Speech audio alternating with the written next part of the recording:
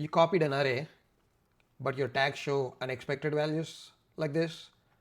I'm copying my sensor data, which has 20 integers 0 to 19, but when I copy them into my backup data, I get some garbage values. Here is the hidden danger in using copy instruction that programmers often miss. In this video, I'll break down the copy instruction in Studio 5000, what it does, how it is different than a move instruction, and where it can go dangerously wrong.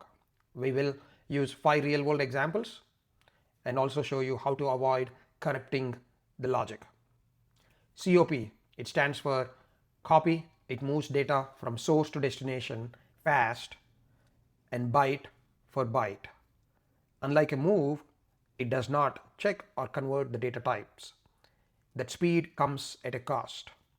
If your source and destination don't match exactly, the result could silently corrupt the memory. We will show this using an example.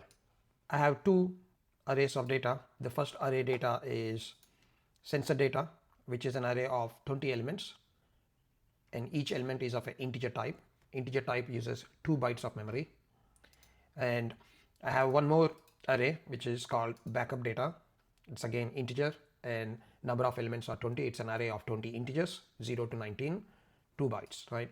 So copy instruction, the way how it works is it will take in this instruction I have the source as sensor data starting at 0, destination is backup data starting at 0, length of 10. That means it will start at sensor data 0 and take length of 10 elements. In here, length of 10 elements is 10 times 2, which is about 20 bytes of memory, right? So again, copy is memory to memory, right? So it's taking 20 bytes of memory starting at sensor data 0, move it into backup data starting at 0. So we'll see this with an example, right? So we'll go ahead and trigger this. What I did for sake of illustration, I made populated the sensor data 0 element to have 0 and all the way 19 to have 19, right? That way it's visually easy for everybody to see. And backup data currently has nothing in it. It's all zeros. You can see everything is 0 in the backup data. So we'll go ahead and copy this, toggle it one time and untoggle it. You could see the backup data. The copy instruction took the sensor data from 0. So it started at 0 index. So it went at sensor data 0, went 10 elements, took those, copied them into the backup data. Okay, that's simple. 20 bytes to 20 bytes, no problem. Next is what we will try to do is show another example of copy when you're using two different data types, right? So in the previous video, we talked about move. Move automatically does the data conversion. When you move from a real value to a double integer, it will automatically do the conversion, and it will also do the roundup, as we saw here. When I'm moving a speed value, which is 4.8, which is a real number, I'm moving it into a double int, it automatically rounded up to 5, which we saw in the last video. The link will show up in the top right side. Now we'll try to do the same thing for a copy instruction. Again, copy instruction, think about copy instruction is a byte by byte, right? So in my let me show you the tag. The speed real has 4.8, but when I used copy speed real into a speed DINT, I got some big number, right? Actually, what's happening here is this 4.8, whenever you are asking it to move, the copy instruction behind under the hood, the 4.8 will be converted to a IEEE 754 float format, and then it copies that raw bit pattern into a DINT, which is interpreted as 100838088154. Okay. So if you are not converting here, you are not converting, you are just reinterpreting the memory, right? If you want real to integer conversion, just use the move, but copy, make sure you use the same, the source and destination should be of the same data type. Otherwise you have garbage data in your destination file. Also, when you're working with copy instruction, be mindful of the array sizes. make sure your source and destination sizes are same.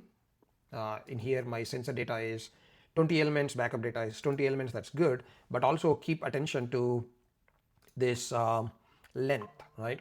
So let me reset the backup data. I want to show you something here. So backup data, I just have a simple logic. When I hit a stop button, it will fill. I'm just using a stop button. When I push the stop button, I'm just using a fill, which will fill all the 20 elements in backup data starting at 0 with 0, right? So now let's say same copy instruction, but what I have here on the source, I have 10. That means we'll start from sensor data element 10, which is here, and we want to move them into the backup data 0, but we are asking it to go 30 elements or 30 elements, which is about 30 bytes. So we are asking, hey, go to sensor data 10, take 30 bytes of information, store it into backup data 0, and obviously we know the backup data 0, the backup data is only 20 bytes longer, so there is a memory overlap, right? So when I do that, let's see what will happen. When I toggle then untoggle it, it copied 10, 11, 12, 13, 14, 15, 16, 17, 18 until backup 9, which is expected behavior because that's the first 10 bytes of information, right? And then for the remaining 20 bytes of information, it doesn't know where to go because it started at sensor data 10. The copy instruction took this 10 elements, right? It took these 10 elements, and we are asking it to go 30 times 2, 60 bytes of information. Sorry if I said that wrong. It's integers, right? So it's bytes. So we are asking it to copy 30 times 2, which is 2 bytes of int. So about 60 bytes of information. So we are asking it to copy 60 bytes of information starting at 10 all the way. But there is nothing beyond sensor 19. So it started copying some garbage numbers. These data was stored somewhere in the memory, and it just went to that memory portion because of the 60 bytes of information starting at backup. And we don't know how the PLC is managing the memory, where everything is stored. So that's why I try to avoid doing this. This is dangerous, and the funny thing is it doesn't give you a compile error. It just executes, everything is fine, and there is no error at all. So no compile error, but real-time runtime garbage, right? Now we'll do a different version of this one. Let me reset. Right now my backup data is cleared. Now what we're going to do is we're going to do change this to, say we'll start at 10 from sensor data. We will ask it to copy starting at backup data 10 with a size of 30. Let's see what will happen. Interesting behavior here. You will see that. So again, I'll go ahead and trigger that. Let go. You could see it started at 10. Sensor data 10. Data from sensor data 10 got copied into backup data 10 all the way to 18, 19, and then nothing happened. Nothing happened. Now we'll try a different, we will try to go, nothing happened to our tags, but the data could be corrupted somewhere else. So try not to do this if you have a chance. Let's go to 19th element and then take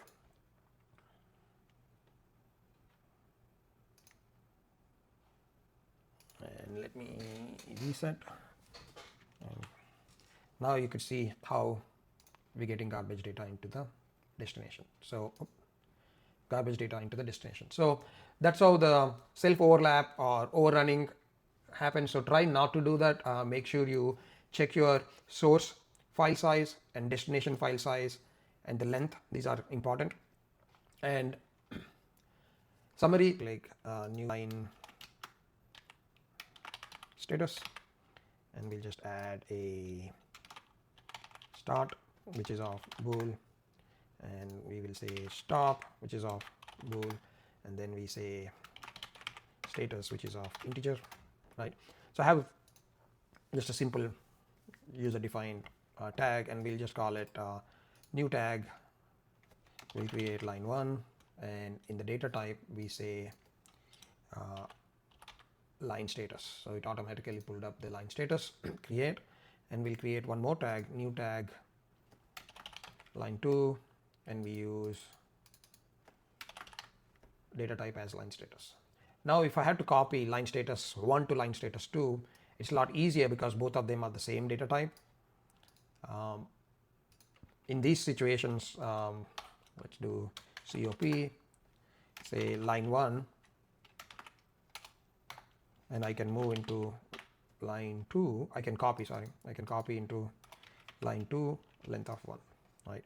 So this is a lot useful if you are moving a complete UDT structure which has multiple tags within them, and if you had to individually map them, then it would take too long. Instead, if you use copy, it's much faster, and there is no problem with this kind of logic here, because I could set a start as 1 immediately, and line 2 will also have start, right? So use copy instructions when you are moving data between UDTs of the same data type, and copy instruction is useful and it's faster when you are copying arrays of same type. And for block transfer of large tags, we also use copy. Avoid copy if you have mismatched data types, like a real to a DINT, or when your byte sizes are different and your length is different. Use copy synchronous when you want to prevent mid-copy interruption, example with IO data. Then that's where we use copy synchronous, CPS. You have seen copy, how it can silently cause your logic to misbehave. In the next video, we will dive into CPS, the instruction that protects your data from mid-scan corruption. Like this video if it helped you. Comment your worst COP mistakes. Subscribe so you don't miss my next video. Until then, see you.